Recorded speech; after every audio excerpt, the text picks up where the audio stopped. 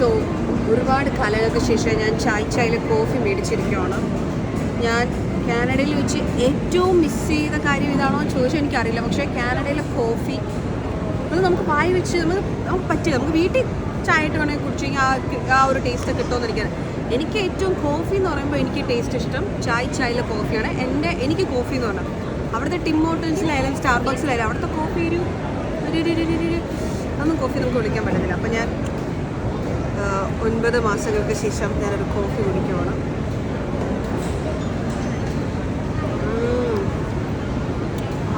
ഇതാണ് കോഫി. ഇത് കുടിച്ചാലാണ് നമുക്ക് ആ ഒരു ഉന്മേഷം കിട്ടുന്നത്, ആ ഒരു ഉറക്കമൊക്കെ പോയി നല്ല സെറ്റ് ആവുന്നത്.